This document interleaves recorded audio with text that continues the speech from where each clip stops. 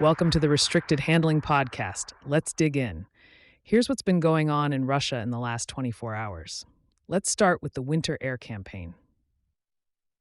Over the past year, Russian missile and drone strikes killed roughly 2,400 Ukrainian civilians and injured close to 12,000. What's new here isn't just the total, it's the distribution. A huge majority of those deaths happened after spring 2025, right when ceasefire discussions started circulating again. That pattern has now become impossible to ignore. Every time diplomacy gets closer to the surface, Russian strike volume spikes. It's almost like Moscow hears the word talks and reaches for the launch checklist. The mechanics of the campaign are also clearer now. In 2024, Russia only pulled off a handful of very large strike packages. In 2025, it launched more than 40 attacks with over 300 missiles and drones each, including one monster wave of more than 800 projectiles. That's not finesse. That's industrial attrition. The objective isn't to slip one missile through. It's to force air defenses to fire everything they have, then come back again before repair crews can catch their breath. That pattern continued straight into this week. On the night of January 12th into the 13th, Russia launched nearly 300 drones alongside ballistic and cruise missiles, hitting 8 Ukrainian regions in one coordinated push. Ukrainian air defenses did their job and intercepted most of it, but enough got through to knock out electricity and heat across Kyiv, Odessa, Kryvyi Rih, Kharkiv, and several other cities. This is an update to what we discussed yesterday. The energy campaign hasn't just continued, it's intensified in both geographic spread and tempo. In Kharkiv Oblast, a postal terminal was hit by missiles and then struck again by drones, killing 4 civilians. That follow-on targeting tells you this isn't random damage. It's observation, adjustment, and re-attack. Ukrainian officials are being very explicit now. Russia is exploiting freezing temperatures as part of the weapons system. When daytime highs barely crack negative double digits, power outages stop being an inconvenience and start becoming a survival problem. That's the point. It's the same logic Russia used in Grozny and Aleppo, just upgraded with GPS guidance and loitering munitions. We also need to revisit the Oreshnik ballistic missile, because this is an update, not a rerun. Yesterday we talked about Russia using it near Lviv as political punctuation. What's changed is the context around it. Russian officials are now openly framing the strike as retaliation for events that didn't happen, even as U.S. and Ukrainian intelligence have publicly dismissed those claims. That tells you the missile wasn't about the target, it was about the audience.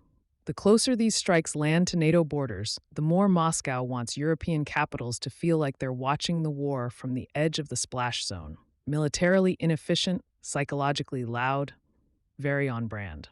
Now, Ukraine's response has also evolved, and this is where the update matters. Kyiv isn't trying to mirror Russian mass strikes. Instead, it's continuing to go after leverage points inside Russia, and the list of targets is getting more sensitive. Ukrainian forces struck the Atlant Aero facility in Taganrog, a key site producing Molniya strike drones and components for Russian reconnaissance systems. Fires broke out, regional authorities scrambled, and Russian messaging shifted fast to damage control. This matters because Molniya drones are one of Russia's most cost-effective tools right now. Cheap, long-range, and increasingly resistant to jamming. Hitting production doesn't stop the war tomorrow, but it forces Russia to defend its rear and rebuild under pressure. Ukraine also hit Russian power infrastructure again, including facilities in Oryol and the Rostov region. This builds on what we discussed yesterday about energy symmetry. The difference now is visibility. When large thermal plants inside Russia proper go offline in winter, the narrative becomes harder to contain. You can only say, everything is under control so many times before people start checking their thermostats. At sea, the Shadow Fleet story picked up another chapter. Drones struck multiple oil tankers near the Caspian Pipeline Consortium terminal close to Novorossiysk. These weren't obscure vessels. They included Greek-owned and Kazakh-chartered tankers moving oil to global markets. Damage was limited, no injuries reported, but that's almost beside the point. The update here is psychological and financial.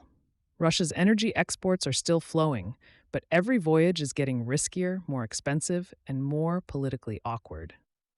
Ukrainian naval officials now say Russian warships have largely pulled back from the Black and Azov seas because Ukrainian unmanned surface vessels have made routine operations too dangerous.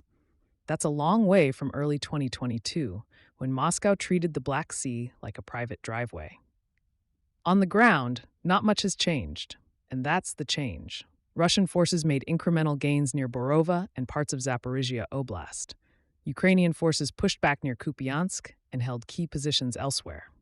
No breakthroughs, no collapses. Russian tactics remain centered on small unit infiltration, heavy drone use, glide bombs, and artillery, trading manpower for meters. Ukrainian forces are countering with drones, electronic warfare, and logistics interdiction. It's slow, brutal, and very expensive. Zaporizhia deserves another look because pressure there is building. Russian drones are now reaching villages and suburbs close enough to the city that Ukrainian authorities are evacuating children from frontline communities. This isn't about storming a city of hundreds of thousands, it's about making daily life unbearable enough that people leave. Siege logic without a siege, brought to you by FPV drones. Technologically, Russia's picture remains uneven. Its drone ecosystem is accelerating. Molnia fixed-wing FPV drones, some with satellite communications, are flying farther and hitting deeper. At the same time, Russian guided artillery munitions are failing more often, largely due to Ukrainian electronic warfare. The update here is consistency. Russia is succeeding where solutions are cheap, disposable, and scalable, and struggling where precision and integration matter. Quantity has a quality all its own, but it doesn't solve everything. Beyond Ukraine, Russian hybrid activity continues to surface across Europe. German authorities indicted individuals accused of helping Russian intelligence map logistics routes using GPS-tagged parcels. Baltic states reported multiple espionage cases tied to Russian military intelligence. Estonia banned hundreds of Russian veterans from entering the country, arguing that combat experience itself now represents a security risk. That's a notable shift from treating individuals as civilians first and security risks second. In cyberspace, Russian-linked hackers adapted again. Instead of mass phishing, they posed as charities and contacted Ukrainian military personnel directly through Signal and WhatsApp, delivering malware through trusted channels. It's quieter, more personal, and much harder to block. Less smash and grab, more Cold War tradecraft with better software. Russia is also continuing to blend soft power and coercion abroad. Officials confirmed that several Russian cultural centers in Africa were established with help from a private military company and staffed by people with paramilitary backgrounds. Cultural outreach, political influence, security access, all rolled into one. It's soft power with teeth, and it fits neatly into Moscow's long-running hybrid playbook. Globally, alignments keep shifting under pressure. Iran pulled out of a joint naval exercise with Russia and China after U.S. threats of secondary tariffs. That's a reminder that economic leverage still works when applied decisively. At the same time, Russia formalized a 5-year Arctic partnership with India, granting access to ports, logistics, and polar training. Moscow is hedging, losing room in some arenas, locking in alternatives in others. Thanks so much for listening and for being part of the RH community. If you enjoyed this episode, subscribing, leaving a quick 5-star review, or sharing it with someone you know makes a huge difference. It's how this network will grow. We also publish a daily written intel brief on Substack, where you'll find even deeper coverage of Russia and China, along with insights on the Middle East and the DPRK. This is free for Substack subscribers. Starting January 16th, new Substack subscribers will move to a paid model. If you're already subscribed on Substack before then, nothing changes. You'll keep full access to everything, free, forever.